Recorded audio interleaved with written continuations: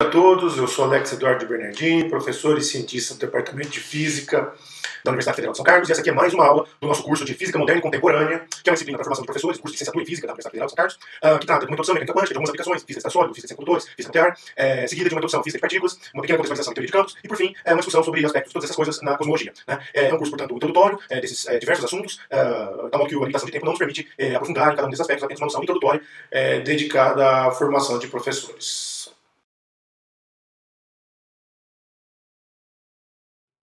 Bem, então nessa aula de hoje, nosso sétimo grupo aí de aulas, né, aula número 7, vamos falar sobre as partículas elementares, né? Então, completando essa transição aí, iniciada lá com a física nuclear, né? Logicamente, a área de física de partículas elementares é uma área gigantesca, tão grande quanto a área de física de estado sólido, tem suas vertentes das mais variadas formas, né? Ela contempla, por exemplo, a teoria quântica de campos, para entender as interações entre as partículas elementares. Ela contempla a física de hadrons, a física de mesons, a física de leptons. Ela contempla a física de aceleradores, a física de raios cósmicos, a física de partículas em reatores nucleares, a física de neutrinos, a física dos quarks, a cromodinâmica quântica, a teoria eletrofraca, enfim, é uma infinidade de áreas com as suas respectivas especializações, a física de detectores, né? Tem muitas delas. Aqui temos uma foto de um acelerador do tipo síncrotron, que é o Tevatron, que é lá do Fermilab, né, em Chicago. Então, temos tão grandes quanto esse, temos no CERN, temos em Stanford, o SLAC, né? E não tão grandes temos ali em Campinas, né, o síncrotron também, e que tem outro propósito, não é bem próprio da física de partículas elementares, né? Então, assim, é uma área que, além da profundidade teórica, então, tá sempre se trabalha na fronteira da física, eventualmente com mudanças de paradigmas, né? Nós vamos falar aqui do modelo padrão, que não é um modelo fechado, né? Então, além dessa perspectiva, tem também o spin-off dessa área, né, que é a produção de tecnologia, né? Então, a área de física de partículas é sempre circundada por perguntas de apelo e de cunho mais popular, vamos dizer assim, né? Os estudantes têm sempre muito interesse, né? São muito curiosos em saber coisas do gênero. Qual é a menor partícula existente no universo? E a divisão de partículas é infinita. Chegaremos a um final em algum momento, né? Com perguntas desse tipo já surgem a perspectiva de teorias mais elementares, como teoria de cordas e tudo mais, né? Eu acho interessante começar esse, esse curso então de física de partículas por essas perguntas, porque elas na verdade elas estão relacionadas a coisas que a gente já tem um certo domínio, né? Então elas podem ser respondidas de uma forma um pouquinho mais precisa, né? A resposta começa por aqui, né? Os pilares, a gente tem que partir de paradigmas, né? Então, os nossos paradigmas, né, os pilares da física, enquanto a única ciência é capaz de descrever de forma mais elementar a natureza, em sua completude de preferência, né, são descritos, sobretudo, pela mecânica quântica, pela relatividade especial, e essa conjuntura de mecânica quântica e relatividade especial resulta numa teoria quântica de campos e, somadas a ela, a relatividade geral, né?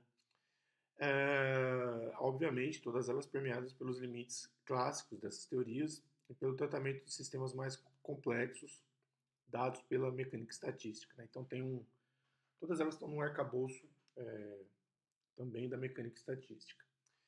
Nesse ponto, eu acho interessante, eu chamo a atenção de vocês para o seminário do professor Newton Carneiro da Costa, um seminário que eu deixei um link para vocês no material da aula, em que ele fala, ele é matemático, né?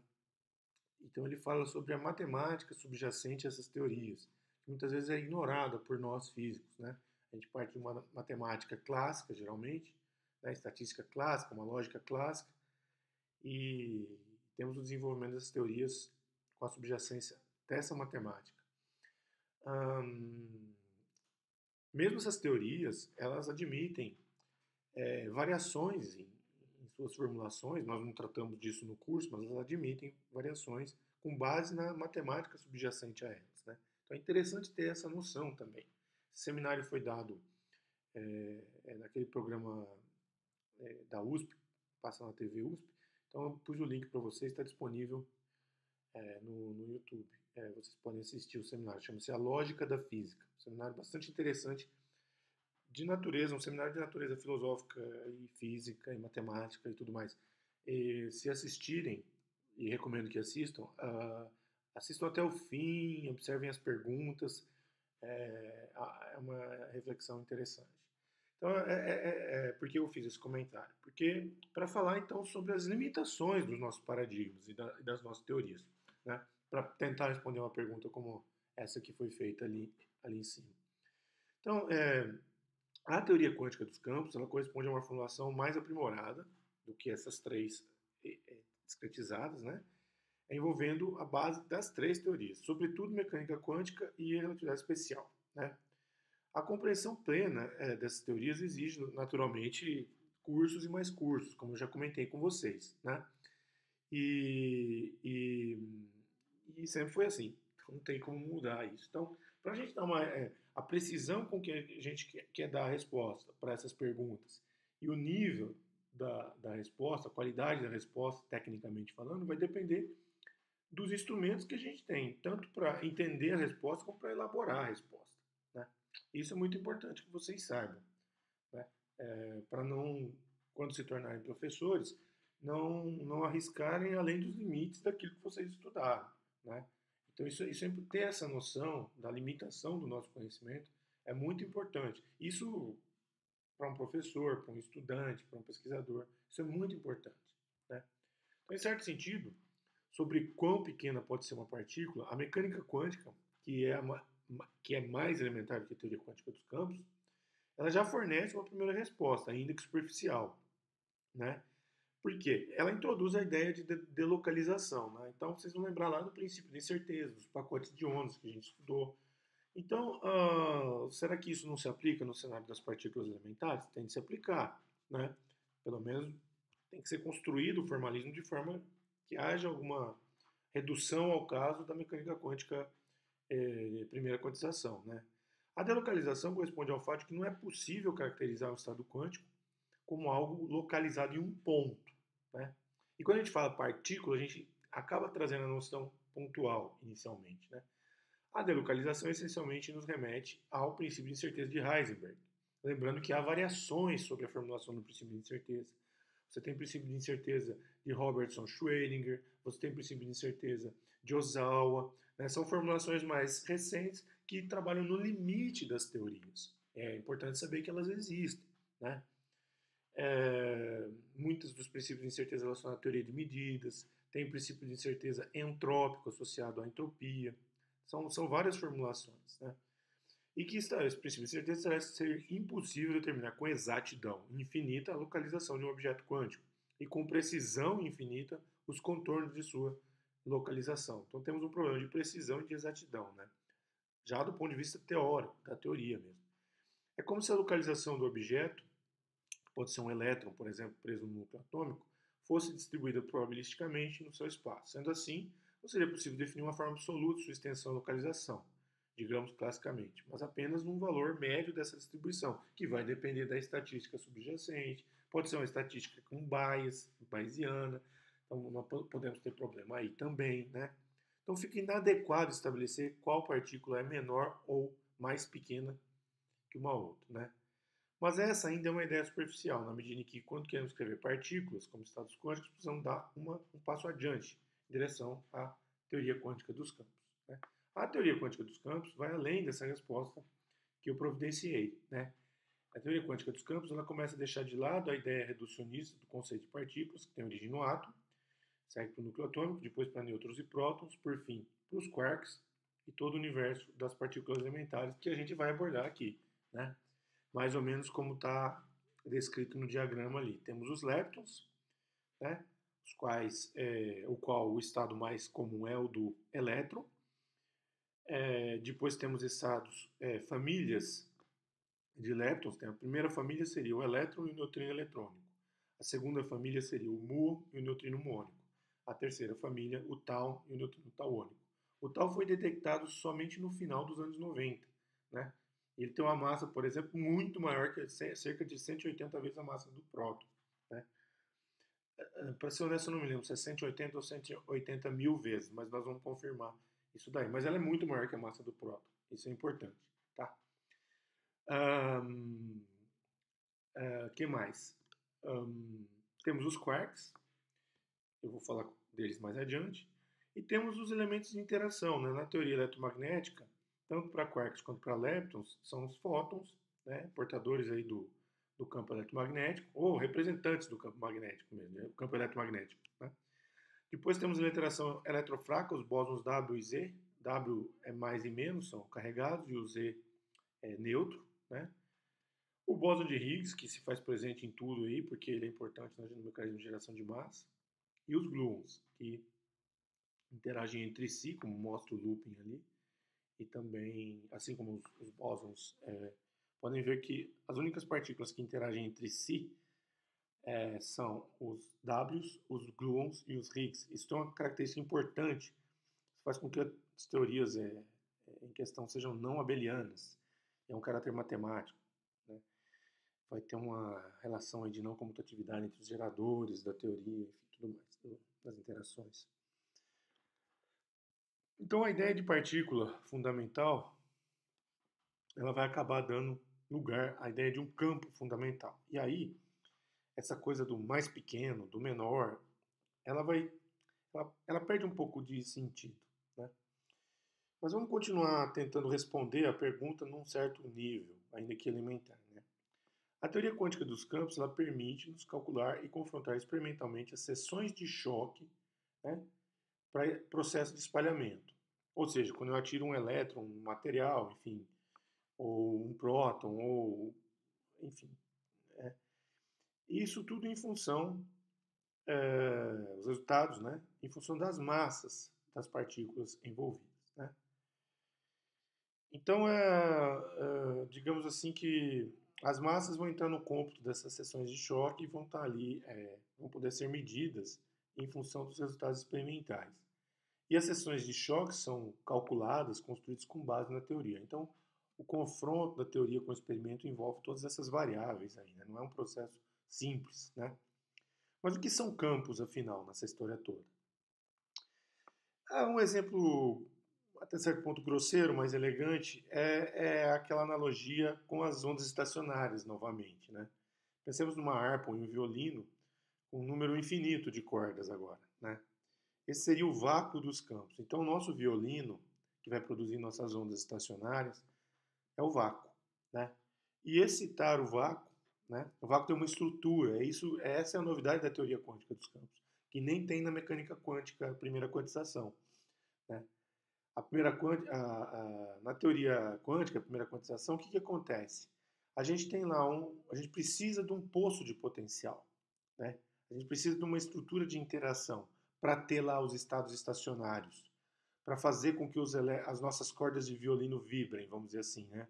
Que seria correspondente aos níveis de energia de um átomo, por exemplo, lá do átomo de hidrogênio.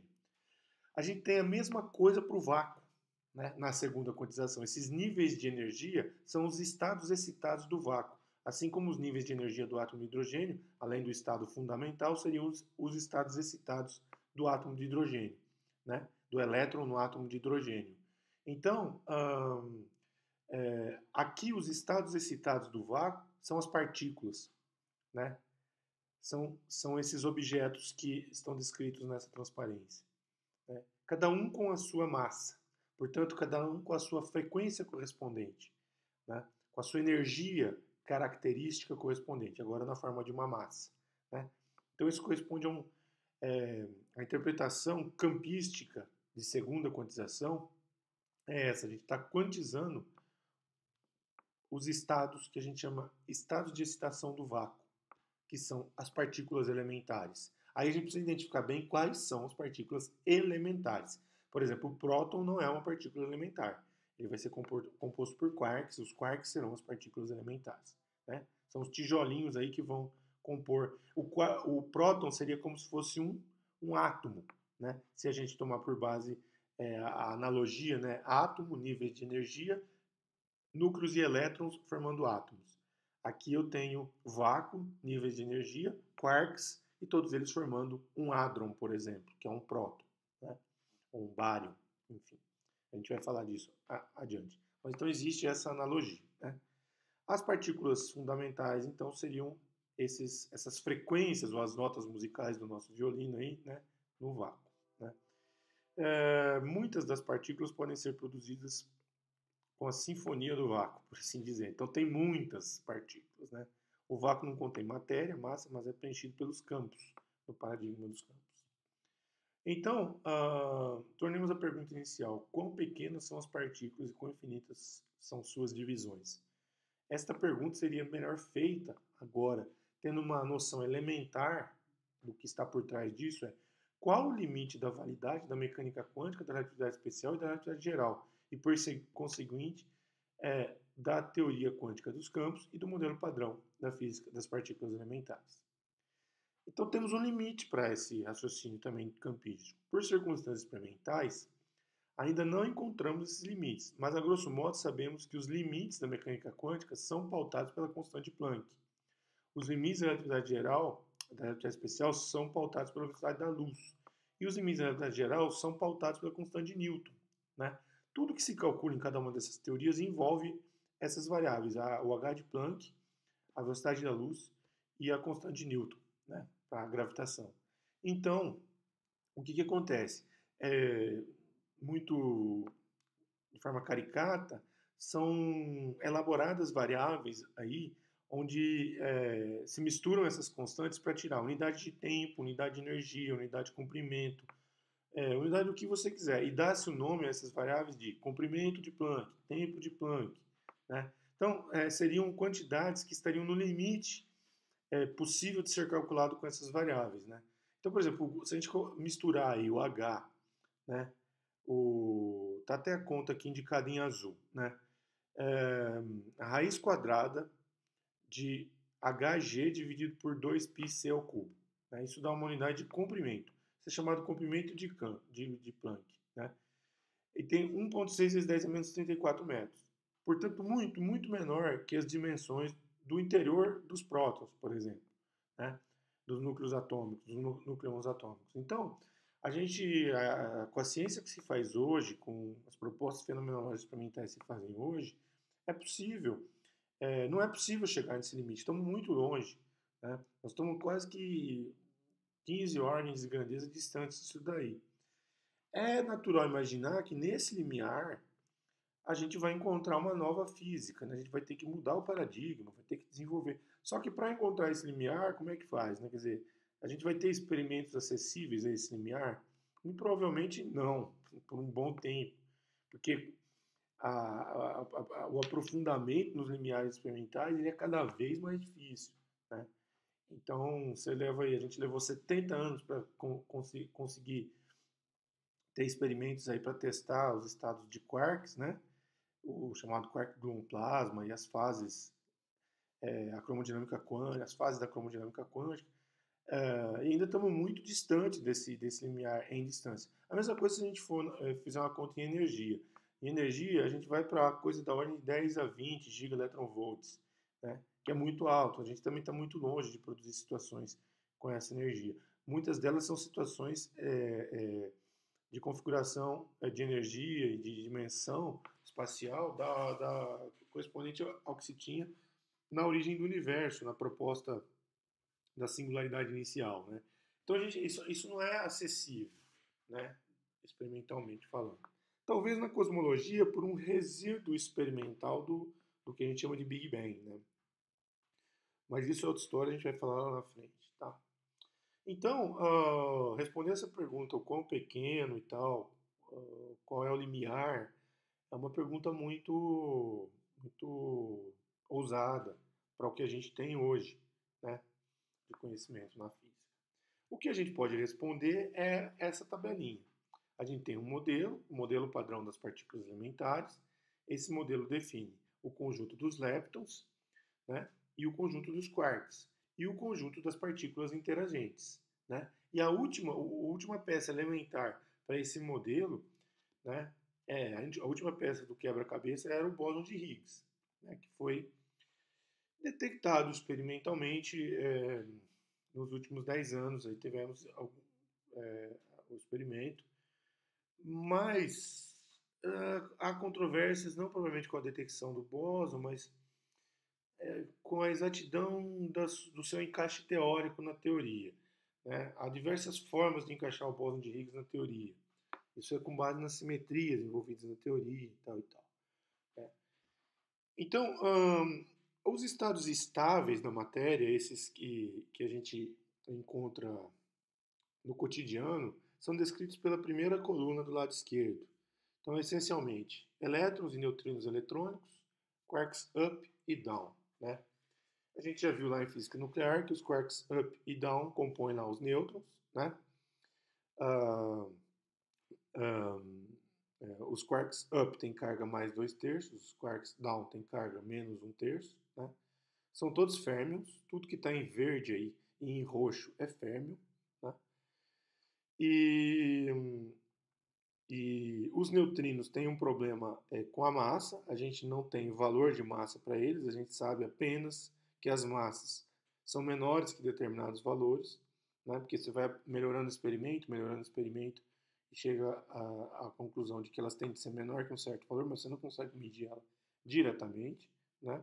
Essas massas, inclusive, podem não ser massas, podem ser um efeito de massa, aí é uma coisa mais complicada, a relatividade de variações do modelo de relatividade especial, tá? Mais complicado. Mas a gente sabe algumas coisas com precisão, por exemplo, se vocês lembrarem que aí tem a massa do elétron, ó, que é 0,5 megaelectronvolt, né? A massa do próton é 2.000 vezes isso, né? Então é cerca de 1.000 megaelectronvolts, né? Ou 1 gigaelectronvolt. Então, um próton tem 1 gigaelectronvolt, né? Então, corrigindo aqui, eu havia falado sobre o tau. Ó, o tau ele é praticamente o dobro da massa do próton. Né? Ele é o dobro da massa do próton. Eu tinha dito, eu havia me confundido com o quark top. O quark top tem 180 vezes, mais ou menos, 170 vezes a massa do próton. Né? Então, e o que são esses outros quarks? O que é a segunda coluna? A segunda coluna a gente chama de segunda geração, ou segunda família. Né? Elas são chamadas muitas vezes de sabores. A ideia de chamar de sabores é só para dar um confronto com cores. E são nomes apenas, não tem nada a ver com a interpretação literal que a gente tem das palavras sabor e cor. Tá? Tem absolutamente nada a ver, só para dar um nome. É que até então só conhecia-se carga. Aí, para não ficar falando carga de não sei o que, carga de não sei o que lá, deram o nome de sabor. Na verdade, essa é a nomenclatura. Então, a segunda coluna é o segundo sabor, segunda geração de sabor, enfim. Né? Seriam os quarks charm e strange, o charmoso e o estranho, e a última, o quark bottom e top. Vocês podem ver que os últimos são mais pesados. Se a gente levar a ideia do mc quadrado de Einstein, né, o que quer dizer isso? Que as massas, então, né, são muito grandes. Então, para você produzir esses objetos é muito difícil num processo de colisão. Né? Você tem que ter uma colisão que gere energia e condições de contorno para a produção desses objetos. Por isso que eles sempre foram os últimos a ser detectados. O último de todos foi o Tau, né? o lepton Tau. Mesmo não sendo mais pesado, ele só interage via interação fraca e interação eletromagnética. Mas na interação eletromagnética, o elétron tem preferência, o muon tem preferência e ele fica por último. Então é muito difícil produzi-lo e também detectá-lo. Né? Então, mas a gente tem esse esqueminha com as cargas definidas, as medidas já bem, vocês podem ver, né? Até o algarismo significativo até vai longe. Todo ano sai um anuário da física de partículas, onde são atualizados, isso aí para os experimentos são feitos e continuam sendo feitos, etc. E tal, né? E aí você tem as partículas mediadoras de interação, que são chamadas bósons vetoriais intermediários, né? Ou intermediadores, melhor dizendo. Na interação eletromagnética, o bóson em questão é o fóton. Tem carga zero, né? Tem massa zero e tem spin 1. Na interação entre quarks, aquela que mantém os núcleos atômicos unidos, é o gluon, essa partícula, né? Ela também tem carga zero e ela tem massa zero também e spin 1 também, né? Só que ela tem carga de cor. A gente vai ver, ela tem carga de cor. E pior, ela tem uma composição de cargas de cor, que faz com que gluons interajam com os próprios gluons. E por essa razão é que a gente vai ter o confinamento dos quarks nos nucleons e uma interação de curto alcance, diferentemente da eletromagnética, que é de alcance infinito, né? Uma carga aqui nos confins do universo, uma carga que está aqui enxerga outra que está nos confins do universo, né? O potencial colombiano vai com 1 sobre R,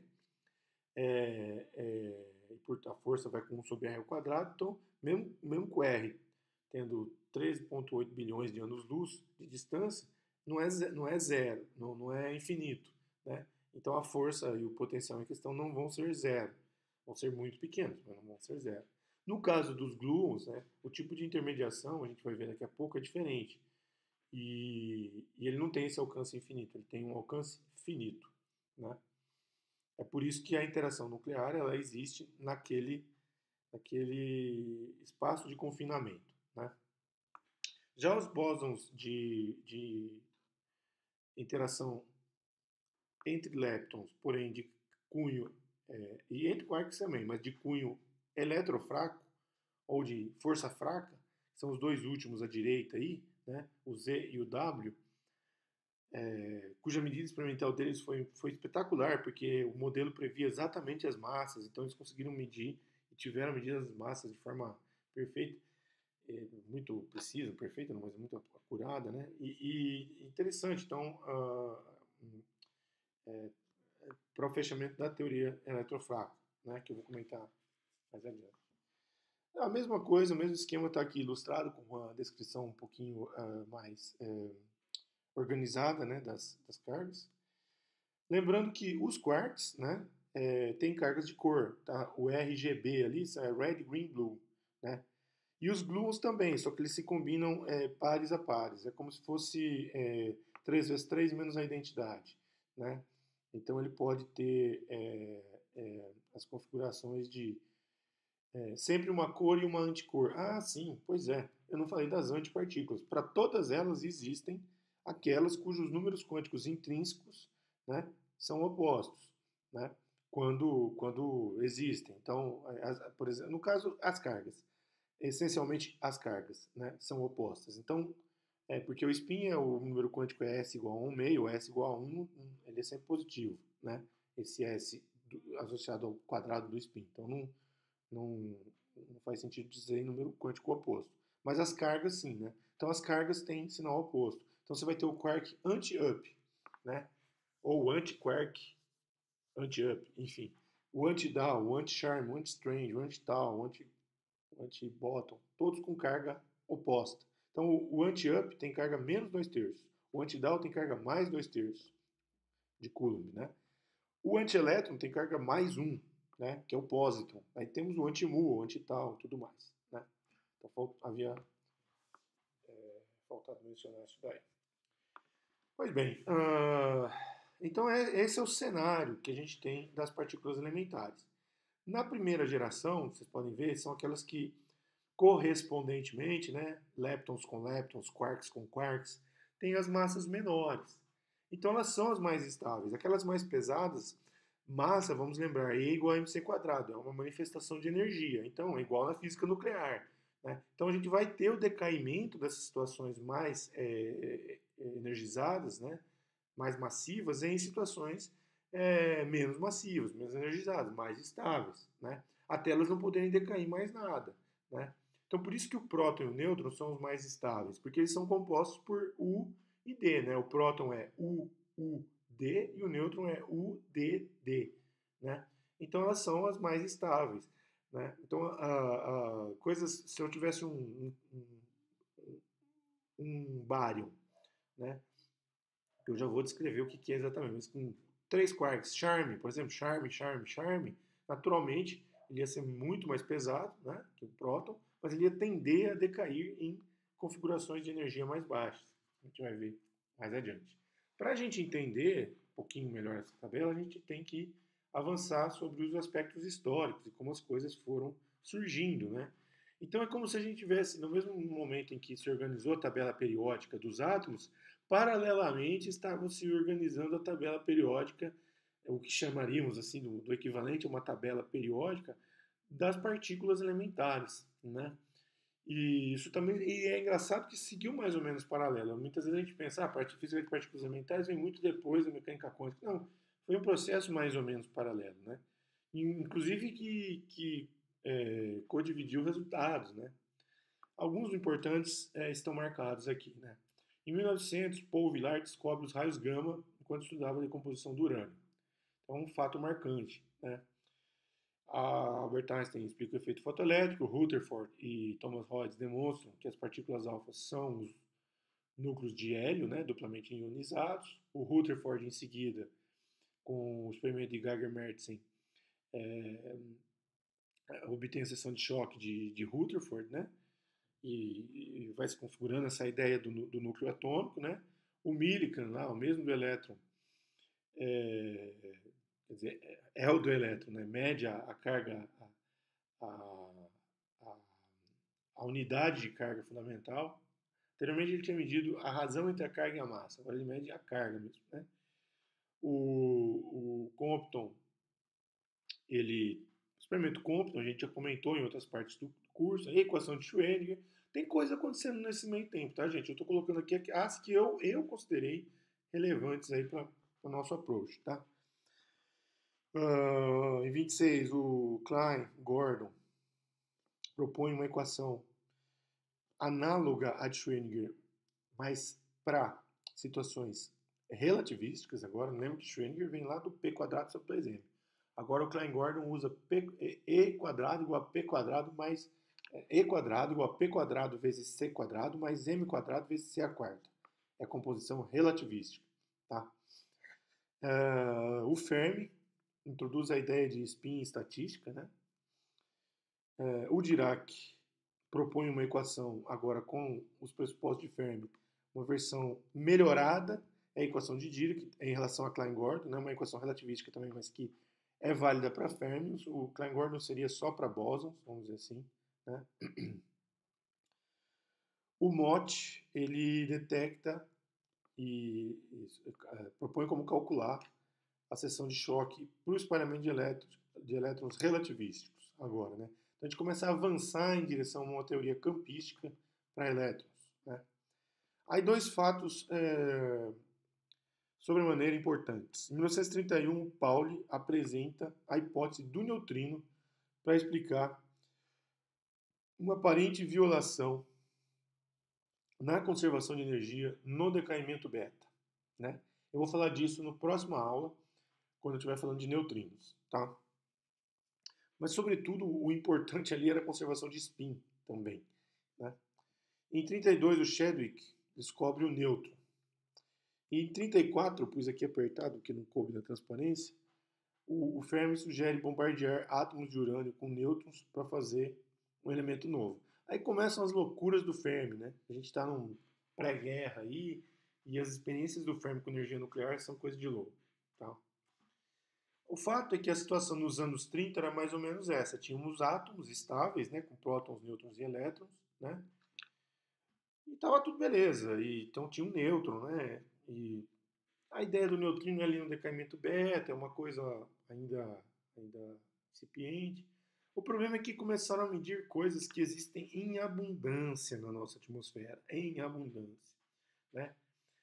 São coisas instáveis, mas passíveis de serem medidas pelas tecnologias que foram se desenvolvendo. Sobretudo o muon, o pion e o cal. E o sigma também, mas ah, ah, eles estão relacionados sobretudo com o cal, né? E o que acontece? O Pio, inclusive, que teve participação aí do César Lattes na medida, né? Um cientista brasileiro, né? Eram partículas instáveis que duravam muito pouco, né? Então você conseguia fazer uma medida numa camada de filme fotográfico da trajetória dela, né?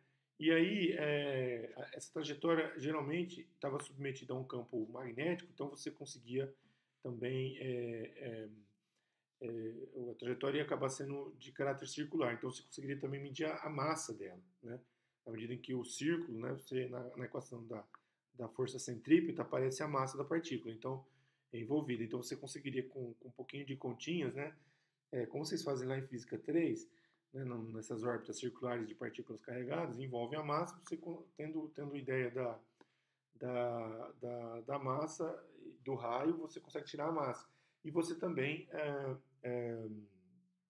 conseguia verificar quando ela surgia, quando ela desaparecia, atribuir uma velocidade, né?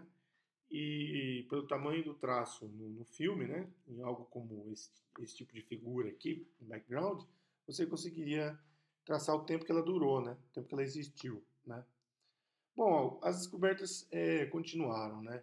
Em 1932, o Anderson mediu o pósitron, que seria tudo igual ao elétron, só que com carga oposta, né? Então, se num campo magnético o elétron giraria num sentido, o pósitron no outro sentido, né? Então, acho que quando mediram o pósitron foi um negócio maravilhoso. Só que ele dura muito pouco, né? Porque ele logo encontra um elétron e um pósitron com elétron se aniquilam, produzindo um fóton, né? É a aniquilação matéria-antimatéria, né? O Fermi publica um modelo para o decaimento beta de muito sucesso, onde você tem neutrinos aí com papel fundamental, né? E continua as loucuras do Fermi. Ele sugere bombardear átomos de urânio com nêutrons para fazer o elemento de 93 prótons agora, né? Eu já mencionei isso. Depois o Cherenkov relata que a luz é emitida por uma partícula relativística viajando em um líquido não cintilante. O Anderson prova experimentalmente a existência do pion, previsto pela teoria de Yukawa. Isso aqui é muito importante, a teoria de Yukawa. Eu vou mencionar algo mais sobre ela.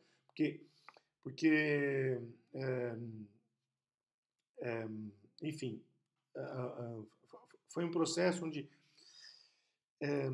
o pion ele tem umas particularidades diferentes do muon. O muon é quase como se fosse um elétron gordo, né? Um elétron 200 vezes mais pesado. O pion não é do mesmo tipo de coisa que o muon, né? Então surgem coisas novas aí, né? O Shinichiro Tomonaga publica um artigo sobre princípios básicos de eletrodinâmica quântica, então começa a se configurar a primeira teoria quântica dos campos. E o Feynman, isso já estava presente com o Schwinger, Julian Schwinger, eu pouco falei dele, porque eu vou falar mais dele lá em teoria de campos, tá? E o Feynman introduz a sua abordagem para a eletrodinâmica quântica, tá? Que eu vou falar lá na frente também, em teoria de campos, tá? Então, essas são as características. Como eu disse, o muon era um elétron mais gordo, né? Que naturalmente ele é instável.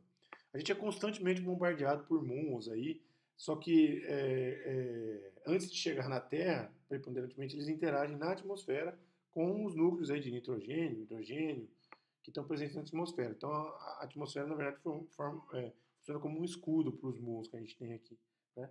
Mas ele são partículas carregadas aí que interagem com a matéria. E elas também duram pouco tempo, né? A tendência é que elas decaiam em elétrons, né?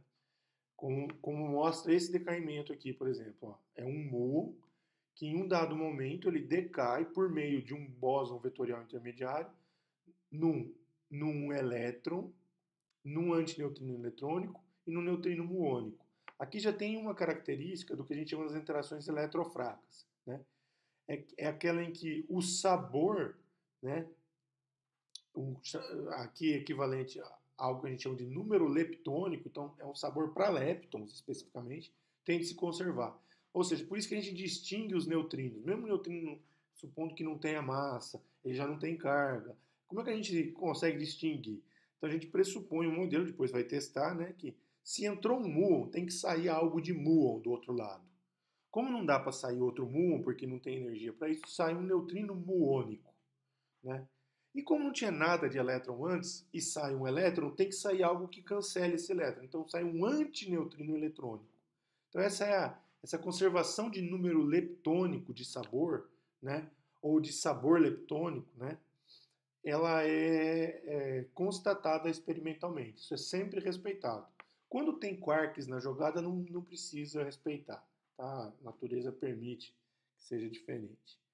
E aí a questão dos pions. Os pions, na verdade, compõem um grande conjunto de partículas chamada de mesons. O que são os mesons? Mesons é de meio, médios, né? E aí, em contraposição, a gente vai ter os bárions. Aí, então, a gente tem bárions, mesons e leptons, né? Pesados, bárions, mesons, médios e leptons, leves, né? Então, por isso essa nomenclatura. Lógico que depois misturou, porque surgiram leptons pesados, bárions mais leves, mesons mais leves e tudo mais, não importa. Hoje a histórica é essa. E aí a gente tem o que, então? O que é um meson? Um meson é uma composição de quark-antiquark. Então temos um U anti-D. U tem carga mais 2. Anti-D tem carga mais 1. Desculpa. U tem carga mais 2 terços. D tem carga mais 1 terço. D tem carga menos 1 terço. E o anti-D tem carga mais 1 terço. Então aqui dá 2 terços menos 1 terço. Ou seja, 2 terços mais 1 terço, que é 1. Esse cara aqui, então, tem carga positiva. Mas a gente tem os pions nêutrons, são outras combinações de quark e antiquark, e os pions de carga negativa também, tá? Mas temos um monte de mesons, não só pions, né? É que os pions foram os primeiros, né? Pois bem, e os baryons são quark, quark, quark. E os antibaryons, antiquark, antiquark, antiquark. Então são sempre em 3, tá? São sempre em 3 os baryons. Ou 3 quarks ou 3 antiquarks. Não dá para misturar quark com antiquark nos baryons. Quark com antiquark só nos mesmos. Ah, por que eles não se aniquilam? Porque não são iguais. Não é o mesmo quark e o mesmo antiquark, né? Para se aniquilar tem que ser o mesmo quark, o mesmo antiquark e tem que ter a mesma cor e a mesma anticor. Aqui, eu coloquei cores diferentes que não tem nada a ver, mas não tem nada a ver com cor, gente. A cor é só um nome para uma carga. É como se a carga do elétron, né? A carga do elétron tivesse uma variação 3. Eu tivesse 3 coisas diferentes, certo? Então, 3 coisas que fossem cargas. Essas serão as cores. Vão ter 3 cores e 3 anticores correspondentemente, né? A carga a gente tem uma carga e uma anticarga, né? Para se aniquilar tem que ter a carga e a anticarga, né? Do mesmo valor, senão sobra carga aí, como é que faz, né? Então um exemplo de aniquilação é esse, para leptons, elétron, antielétron, elétron pósito, produz 2 fótons, né? Produz 2 fótons. Por que não pode produzir um fóton? Essa é uma pergunta que vocês poderiam pensar, né? Por que não pode produzir um fóton?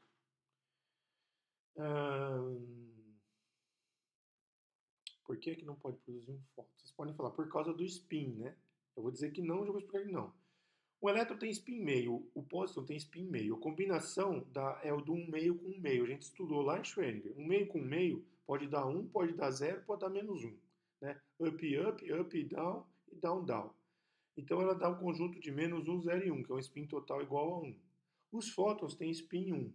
Né? O spin 1, eles podem combinar para 2, 1, é sempre inteiro, né? 2, 1, 0, 1 e 2. Então eu posso ter uma configuração de 2, 1, 0, menos 1 e menos 2. Então, tirando o 2 e o menos 2, eu posso ter menos 1, 0 e 1 de um lado e do outro. Então, conserva o momento angular, tá beleza, não tem problema. Além do que, eu podia ter um momento angular orbital entre eles, o elétron e o pósitron, para contribuir para chegar lá em 2. Né? Então, não tem problema de spin. O problema aí é de energia mesmo, porque eu posso vir aqui relativisticamente e colocar o centro de massa, né, como o meu sistema de referência. E no sistema centro de massa, o momento é zero, porque eles têm massas iguais, enfim. Não é porque eles têm massas iguais, é porque no referencial do centro de massa o momento é zero. Eu estou no centro de massa, estou em cima do centro de massa, então naquele referencial o momento é zero. A gente sabe isso lá da mecânica clássica, né?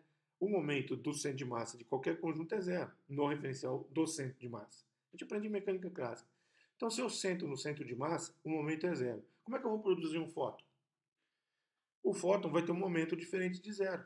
Então, como é que eu vou conservar o momento? Então, não posso produzir um fóton. Então, tem que produzir no mínimo dois, para que um vá para um lado, o outro vá para o outro lado. E eu conservo o momento. Por isso, tem que produzir pelo menos dois fótons na aniquilação elétron-pósitron. Né? Essa é uma colocação importante. É, é, então, o processo de aniquilação exige que todos os números quânticos relacionados à carga, né, que, enfim, aí pode ser carga elétrica, carga de cor, enfim, eles se aniquilem, né, senão você não consegue fazer aniquilação. Não tem como sobrar uma carga. Tá? Esse tipo de processo ele é descrito por um diagrama de Feynman. Né? Então aqui a gente começa a entrar num universo que ficou muito distante da compreensão de vocês, porque assim, se já não bastasse a mecânica quântica, né, ter um bom conhecimento de mecânica quântica, a gente teria que entrar na teoria quântica dos campos. Mas eu só coloco aqui de forma ilustrativa, tá bem? Para que não fique. Então, esse processo, o Feynman, que foi um gênio, ele encontrou uma linguagem taquigráfica que é baseada na teoria dos grafos, que eu vou falar lá na frente, né? Para descrever as interações de forma perturbativa, ou seja, crescendo o número de vértices. Ele entendeu, e isso já se sabia, né, que uma interação na eletrodinâmica ela é devida a um termo numa lagrangiana que envolve uma, um espinor, um anti-espinor e um campo vetorial. Né? Ou seja, um férmion, um antiférmion e um campo vetorial. Então, no caso seria um elétron, um antielétron e um fóton. Tudo vai ser construído em cima desse elemento fundamental, que é o que é o último desenho à esquerda. Né? É um vértice de interação da eletrodinâmica quântica. Tudo vai ser descrito em função desses objetos. Né? Aí você vai montando quebra-cabeças e peças mais complicadas e estruturas mais complicadas. Né? Quando entra na jogada os quarks, já não é mais só eletrodinâmica. Não tem só interação de carga. Tem interação de carga de cor ou interação de cor. Aí o ente envolvido não é o fóton que está desenhado sempre à esquerda aqui, tá, gente? Em azul. É aquele que está desenhado que nem um rabo de porco, uma molinha, em verde. É só ilustrativo, tá, gente? Só para diferenciar um do outro. É standard na literatura, mas é ilustrativo. Nesse caso, esses carinhas, eles interagem entre si também. Eles interagem entre si também. E torna o processo de cálculo mais complicado. Mas a ajuda das ferramentas de Feynman é fundamental no entendimento disso daí. E aí é que nós vamos para a interação próton-nêutron no núcleo atômico. Foi possível pressupor, mesmo ele sendo composto por quarks, que há um resíduo de interação entre quarks de um e quarks do outro. Né? E esse resíduo de interação envolveria a produção de pares no vértice, como eu estava dizendo, tem lá o espaço para um férmion, para o antiférmion e para o bóson vetorial, aquele último à esquerda. Tá? Férmion, antiférmion e bóson vetorial. No caso ali, ó, se você olhar algumas das setinhas, né, teria a molinha, que é o gluon, e um férmion e um antiférmion, no caso um quark e um antiquark. Né? Então, quando surgem esses quarks e antiquarks na interação, se configuraria, por exemplo, a presença de um pion. Né? Então, você pode aproximar sua interação como se tivesse um pion mediando o próton em contato com o nêutron, né? Como eu desenhei ali. Né? Sendo assim, o termo de interação aí teria de se calcular, ele não vai com 1 sobre R, mas vai com exponencial de menos alfa mr sobre R. Aí daria para prever a massa do pion com base na distância nuclear, né? O tamanho dos núcleos. Mais do que aquilo, a interação desaparece. Então tem que ser mais ou menos daquele tamanho. E aí a previsão foi feita por Yukawa e deu um valor muito bom. A teoria não é assim, tá, gente? Isso aqui é um modelo. Isso aí seria, por exemplo, uma série de Balmer para interação, uma série de Pascal, né? Ou até mesmo um modelo de Bohr. Ou seja, a equação de Schrödinger não estaria, assim, o equivalente, né, o análogo, a equação de Schrödinger não teria surgido ainda, tá, gente? Então é só um modelo aproximativo que funcionou muito bem para a época, né? Década de 30, 40. Tá? Então as coisas começam a se configurar mais ou menos dessa maneira. Eu falei para vocês muito da perspectiva da física de partículas. Em paralelo, tinha muitas pesquisas com raios cósmicos. As pessoas subiam com balões na atmosfera, com detectores e saíam fazendo medidas. E muito veio dali, né? O Hess, em 1912, descobriu esses raios cósmicos. São partículas, são coisas desse tipo aqui, gente. Coisa que vem com muita energia lá da atmosfera, colide lá com a matéria e sai formando chuveiros de partículas. Partículas instáveis que vão decair nas estáveis, né? No final vira tudo próton e elétron, né? E fóton, próton, fóton e elétron. Mas antes disso elas podem ser pions, podem ser, né? Então antes disso você pode subir com um balão e detectar na forma instável, muons. E foi assim, então, em 1932 que se mediu o pósitron, em 37 o muon, né? Em 38 esse camarada aqui, o Pierre Auger, ele descobriu esses chuveiros atmosféricos, né? Essas grandes quantidades de partículas. Aí veio a teoria do Fermi para ver o comportamento dessas coisas. E é interessante que em 62 detectou-se raios cósmicos muito energéticos, 10 a 20 eletronvolts, né? Então, que é 10 a 11 gigaeletronvolts, isso é muito alto, né? E depois, peculiaridades da teoria. Em 1995, iniciou-se o projeto Auger, que é para medir essas partículas a partir da Terra e conforme algumas peculiaridades geométricas do trajeto dessas partículas, tá? Que, de forma complementar, dados de outros experimentos daí, né? De aceleradores e, sobretudo, de detectores de partículas e tudo mais, né? Então aqui um exemplo do que acontece, né, de um filme, ele está colorido artificialmente, né? Um raio cósmico, que é, por exemplo, um núcleo de enxofre que veio de alguma explosão de supernova, coisa do tipo, ele vem aqui e colide na atmosfera com um núcleo de flúor, com outros núcleos, né, presentes na atmosfera. Então ele vem em vermelho, energizado, né, só o núcleo, então ele tem carga elétrica, então é fácil de acompanhar o trajeto dele, aí ele explode, certo? E porque ele vem ionizando a camada de filme, né? Aí explode, colide, né, com o átomo e sai aí, ó, um monte de outros núcleos, né, tipo uma reação nuclear, mas aí não tem lá um condensado, porque você está na atmosfera, então é quase vácuo, né?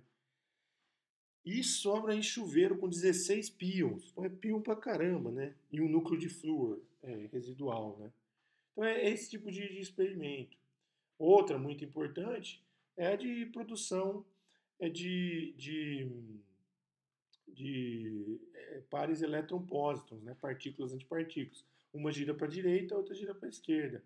Nota interessante, ó, então chega um ponto em que essa partícula, né, ela carregada, com o núcleo carregado, ela colide com alguma coisa ou espontaneamente decai em conjuntos aí de elétrons e pósitrons, né? Do lado direito, de um lado elétrons, do outro pósitrons, né? O que acontece? Mas ela também forma partículas, ó, neutras que não conseguiram ionizar, tá vendo? Ó, tem um pedacinho aí que falta um pedaço da linha amarela. O que quer dizer isso? É que nesse pedaço é uma partícula neutra que se propagou e naquele momento ela se decompôs em duas coisas. Uma de carga positiva, que gira para a direita, outra de carga negativa, que gira para a esquerda. Só que elas têm massas diferentes. A roxa é diferente do amarelo, porque o arco de curvatura é diferente, né? Então você tem aí uma fauna de partículas, uma pletora de partículas compostas, né, baryons, mesons e leptons enorme, né? E a fonte de exoticidade dessas partículas geralmente são os raios cósmicos, né? Não se sabe tudo sobre a origem desses raios, não se sabe como eles chegam até nós e qual é o mecanismo deles chegarem tão acelerados, com tanta energia, né? Pressupõe-se que é de supernovas, que a aceleração se dá por estrelas de nêutrons, por exemplo, que eles têm um campo magnético muito intenso, então quando o raio passa ali, ele é catapultado, né? Assim como fazem com satélites, né? Com essas sondas que são enviadas aí para Júpiter, Plutão, né? Elas utilizam aí a força gravitacional para serem catapultadas. Se em vez de pensar em força gravitacional, você pensar na força de origem magnética de estrelas de nêutrons, que tem ali um condensado de nêutrons com momento magnético não nulo, formam ali um campo magnético muito mais intenso do que o do Sol, do que o da Terra, né? Esses campos magnéticos podem funcionar como catapultas dessas partículas carregadas, como é mais ou menos o que acontece, como eu falei para vocês, no caso gravitacional com sondas espaciais, né? Então, o projeto OG ele é um experimento que visa a detecção e o entendimento dessas partículas, sobretudo ultraenergéticas. Tá? Bom, então todo esse é um experimento recente, né? Porque as perguntas permanecem. Por que eu falei tanto desse experimento? É porque tem vários colaboradores brasileiros que participam, né? Não é do meu interesse, porque é uma área de fenomenologia, é uma área empírica, eu sou da teoria, né? Mas eu tenho colegas da USP, tenho colegas do CBPF, colegas da Federal do Rio, da Federal do ABC que participam desse experimento, né? Da Unicamp, né? Enfim, o grupo onde eu fiz meu doutorado, o centro onde eu fiz meu doutorado, que é o Departamento de Raios Cósmicos e Cosmologia, que foi fundado pelo César Lattes, né? Justamente por isso, raios cósmicos. César Lattes era um expert em raios cósmicos, e então eu tive contato com esse pessoal, né? Mas não é do meu interesse de trabalho de verdade, tá? Bom, com todas essas informações, gente, começaram a serem concebidos os modelos para explicar essa tal tabela periódica análoga, vamos dizer assim, das partículas elementares, né? Como é que se formam os bárions, quais são os bárions, como é que se formam os mesos, quais são os mesos, e os leptons do que se tratam, né? Então, o Young e o Mills, primeiramente, investigaram uma teoria exigindo invariância de calibre local sobre rotações espaciais e de spin isotópicos, né? E a primeira teoria de calibre não abeliano. O que é uma teoria de calibre não abeliano? Não tem como vocês entenderem, mas o que eu posso dizer é uma teoria cuja formulação matemática expressa a capacidade de interação entre os entes interagentes que interagem entre si, no caso, gluons. Então, quando os bósons mediadores interagem entre si também, e não só com os férmions, que nem o fóton, vocês viram lá pelo diagrama de Feynman, deixa eu mostrar de novo, ó, aquele à esquerda, de baixo. O férmion interage com outro férmion por intermédio de um fóton, mas um fóton não gruda com outro fóton, jamais. Ele só interage com o férmion. Os vértices possíveis são esses da esquerda embaixo. É um vértice triplo com o fóton interagindo com o férmion. Não tem como, com o férmion e o equivalente antiférmion, tá? Não tem como ter um fóton com fóton. Já com o gluon, que é esse da molinha, que é esse do rabicho de porco, certo? É possível ter gluon com gluon, tá? Então, nesse segundo caso, temos teorias não abelianas. No caso do fóton, as teorias são abelianas. O que acontece? Que na teoria não abeliana se reflete uma não comutatividade entre os geradores da simetria subjacente. Então é uma coisa bem complicada. Mas os caras fizeram isso já em 54. Né? 55 teve a medida do antipróton, né? Mas eu quero falar das teorias. Então, o que acontece? Esse Luders, em 1957, provou o teorema CPT. CPT é invariância de conjugação de carga, de paridade e de reversão temporal. Aí é uma questão associada à realidade das antipartículas, da antimatéria. É mais ou menos o seguinte. Hum, Todo processo físico, se você fizer a transformação da carga para anticarga, se você inverter as coordenadas espaciais, então pegue transformações de espelho no sistema cartesiano, x, y, z, inverte para menos x, menos y, menos z. O eixo, sistema de eixos, tá? E reverter o processo no tempo, né?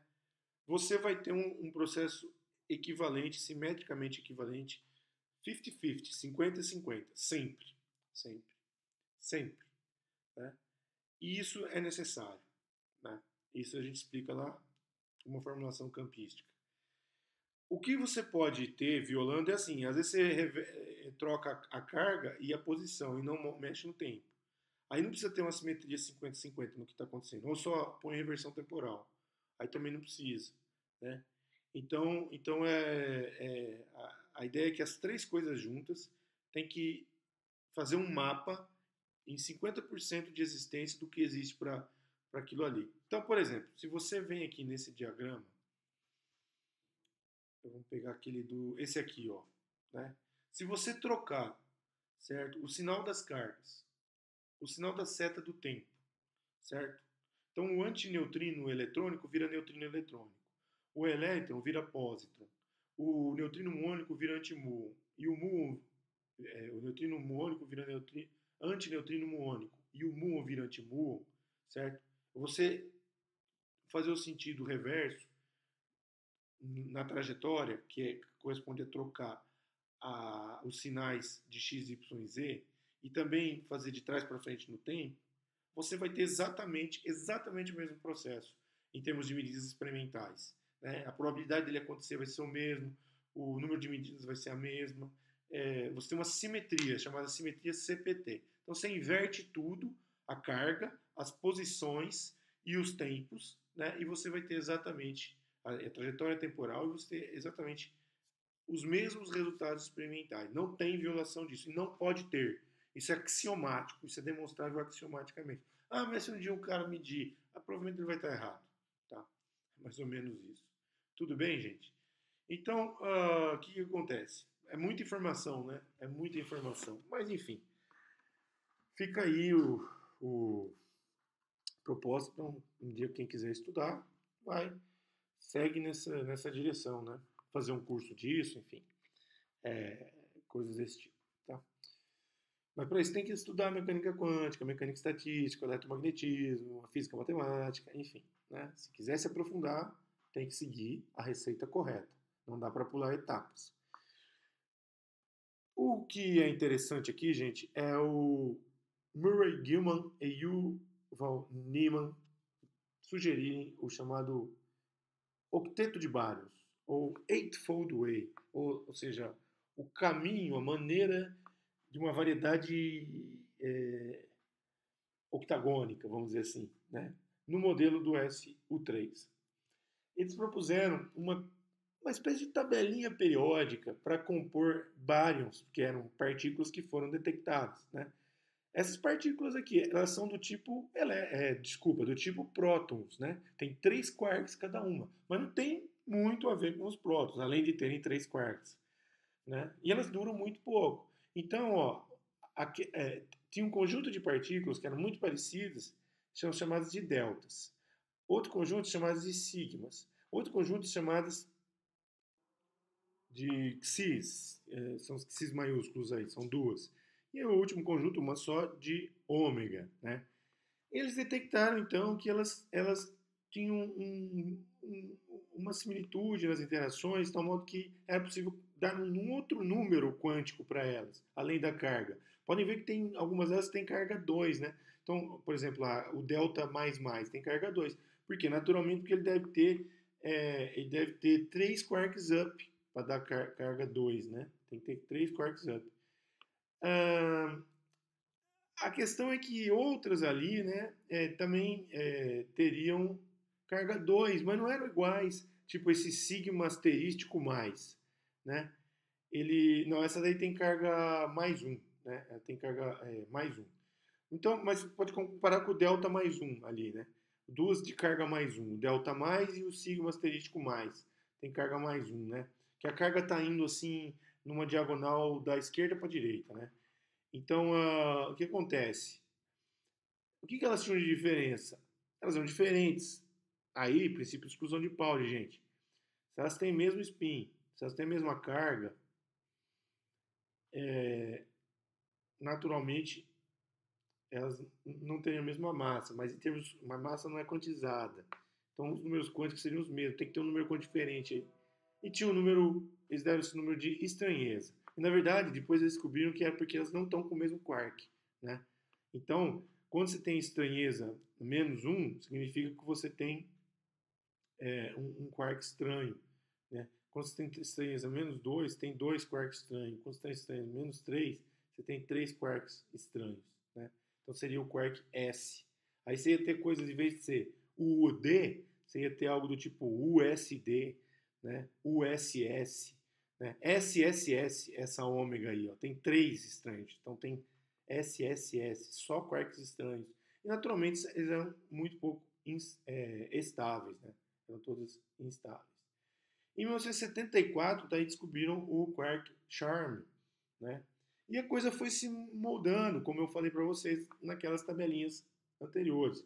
Logicamente, para medir o quark top e bottom, que vem depois, para compor as famílias 3x3, né, número de sabores, essa simetria de sabor ela não é uma simetria rigorosa do ponto de vista de uma vamos dizer assim, teorema de Noether, né?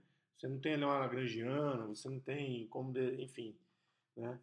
Mas ela é importante em muitos processos para a descrição da evolução do universo, por exemplo, na cosmologia, ter uma simetria de três sabores, né? Ou melhor dizendo, três famílias geracionais, né? Como estão representadas nas linhas, cada família nas linhas horizontais aí, né? Ah, e temos ali os bósons, né? Mas eu coloquei essa tabela mais para ver na ordem que foram sendo mais ou menos detectados. Ó, o pion era um U anti-D. O kaon já tinha um quark strange, ó, S anti-U. Esse Rho é uma forma excitada do pion. Né? Pode ver que a massa dele é umas 5 vezes a massa do pion. Esse Rho mais. Já o B vai ter um quark bottom. Foi a primeira coisa com quark bottom a ser detectada, né? Por último foi esse eta CC aí, entre os mesos, né? É o Charmin Charmin. Ó, como ele é pesado. Ele é, sei lá, umas 20 mil vezes a massa do pion, né? Então esse meson aí, se ele é 20 mil vezes a massa do pion, vamos fazer uma conta rápida aqui, ó, olhando para a tabela. Esse cara aqui está com 3.000 gigaelectronvolts, né? Se a gente comparar com a massa do próton, que é 1 gigaelectronvolts, então ele é 3.000 vezes a massa do próton, né? Então seria como se estivesse criando um negócio com a massa de 3.000 prótons. Pense na dificuldade de criar um negócio com a massa de 3.000 prótons, uma partícula. E o tempo de vida dele, a instabilidade é enorme, né? Mas os caras já mediram isso daí e tal. Não só isso, mas todo o quebra-cabeça das partículas. Então vocês imaginem, gente, ó, falando aqui em bárions, se você tem um conjunto aqui, ó, que você pode organizar 6 quarks 3 a 3, né? 6 quarks 3 a 3 corresponde a quantas combinações possíveis, né? 6 elevado à terceira, né? Se você é, levar não levar em conta a ordem, né?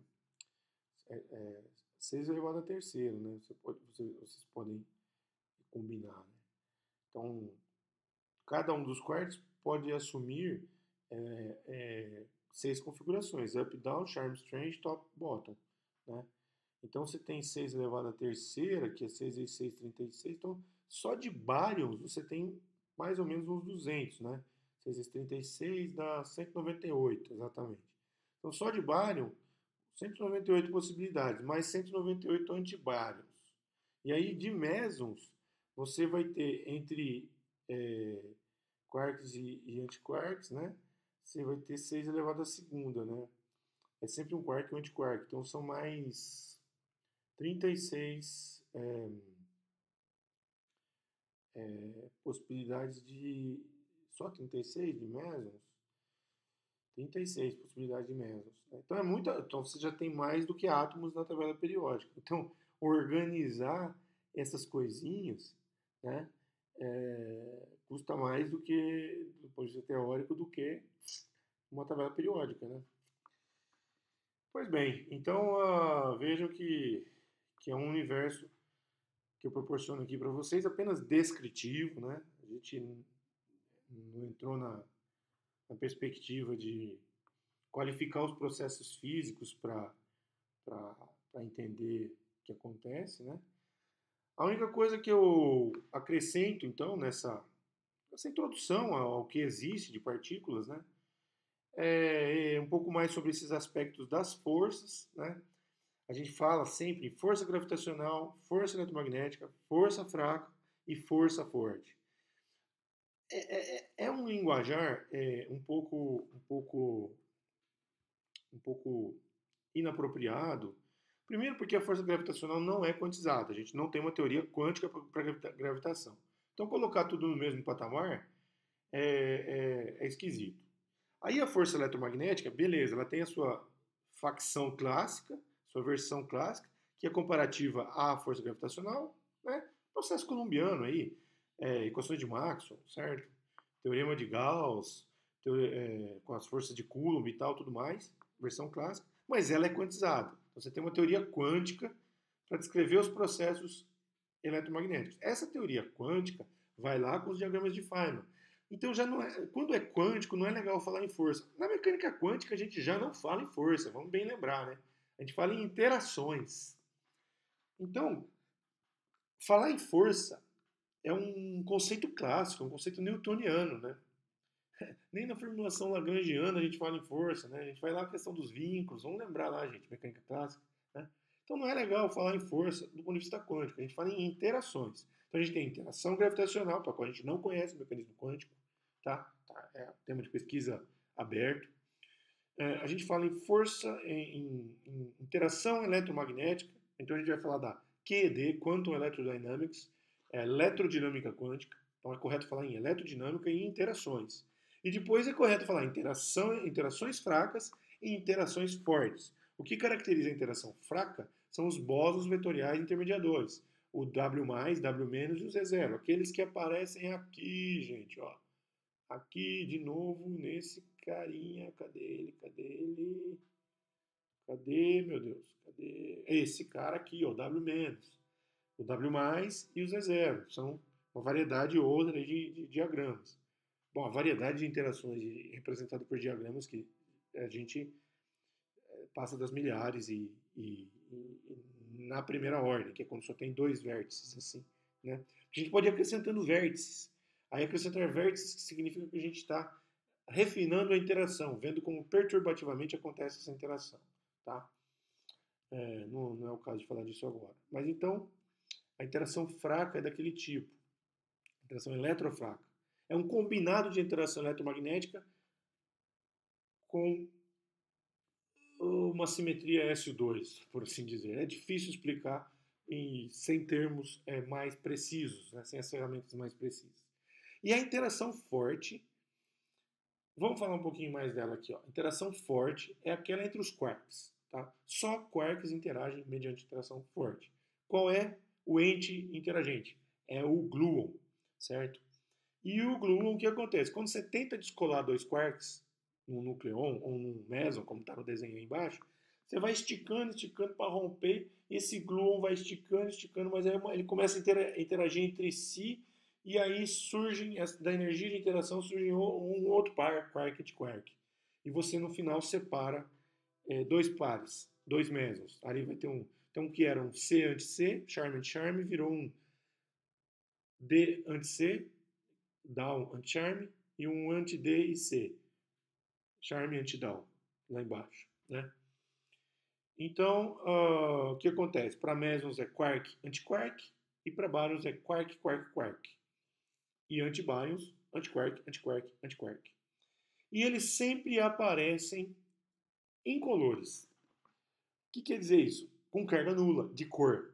Por isso que você não tem um próton distante de um nêutron ou um nêutron distante de um nêutron atraindo um ao outro, porque a expressão da carga é nula, né? É mais ou menos como a questão dos LEDs, gente. LED verde, LED vermelho e LED azul não dão luz branca. Luz branca é neutro, carga neutra. Então, mas isso é só ilustrativo, só ilustrativo. Não estamos falando de cor, tá? É só uma nomenclatura em analogia. Por isso a analogia com as cores, né? Então você teria dentro dessa analogia, um fenômeno desse tipo. Nos bárions, as cargas de cor são neutras. E nos mesons, você vai ter uma cor com uma anticor. Né?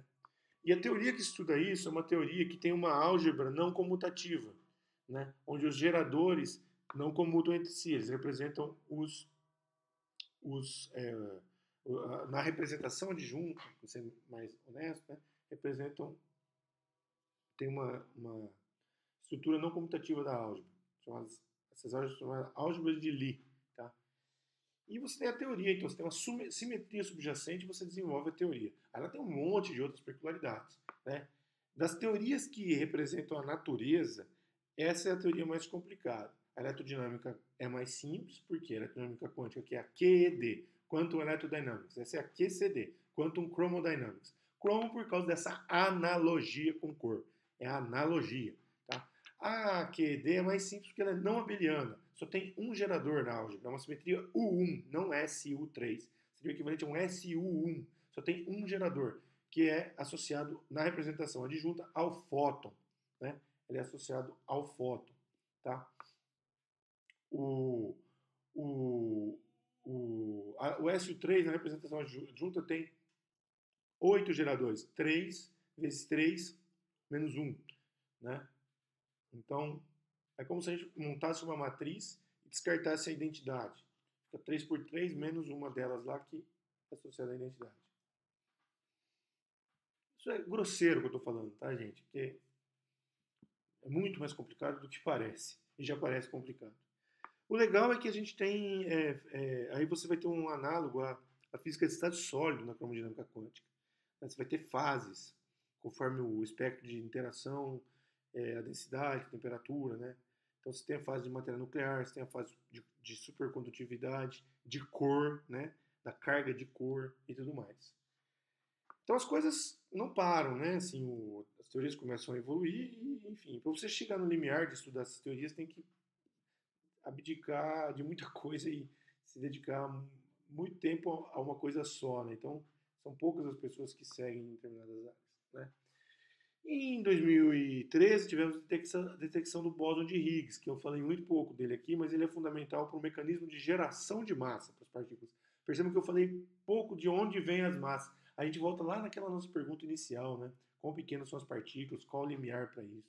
Bom, nesse modelo, o bóson de Higgs ele é importante para na Lagrangiana ter um termo que vai se conflagrar na medida em que as energias baixam num termo de massa, né? Eu falei da QCD, não falei da interação eletrofraca. A interação eletrofraca ela tem pressupostos matemáticos semelhantes ao da QCD, porque também é uma teoria não abeliana, só que a simetria não é um SU3, é um SU2 produto com U1. Esse U1 vem lá da carga, vem lá da eletrodinâmica. Tá? Não é ele próprio, mas vem de lá. Certo? E o SU2 é que dá essa complicada na teoria. Né? Ela foi elaborada por Gleason, Weinberg e Salam. Né? Tem várias teorias para interação eletrofraca, tem milhares de teorias. Só que a do Gleason, Weinberg e Salam fizeram a previsão correta para aqueles bósons vetoriais intermediários, o W+, e o W-, a previsão correta da massa e da carga deles. Né? E com isso, então, ela se conflagrou numa teoria, permitiu essa unificação, teoria eletrofraca. Né? A ideia era ter uma unificação, né? Mas o modelo padrão, na verdade, é uma colcha de retalhos. Ele é investigado, tudo isso é investigado lá nos aceleradores e nos raios cósmicos. Né? Esse aqui é o LHC, Large Hadron Collider, então um colisor hadrônico muito grande, né? E lá foi medido o Higgs, né? Ou que pode ser o Higgs. Não, talvez não seja o Higgs que o Higgs previu, mas é algo que funciona com o mecanismo de Higgs. Né? E a situação é hoje descrita por essa tabelinha. Vocês podem dar um pause aí e olhar com naturalidade para ver o que a gente tem, que é uma reprodução do que a gente já tinha, tá bom, gente? Como eu falei para vocês, os Higgs podem se manifestar de diversas maneiras ali com respeito às cargas, né? Só que a coisa não para por aí, a pessoa quer entender mais, a pessoa quer ir no ínfimo do ínfimo, né? E aí a gente vai ter limitações, né? Tem outras formas de girar massa, são perguntas que são feitas. É possível unificar tudo isso?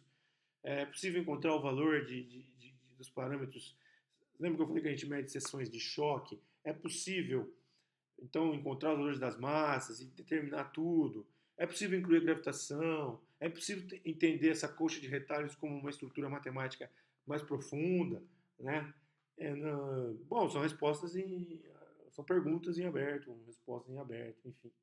E o conflito entre a relatividade geral e a mecânica quântica, né?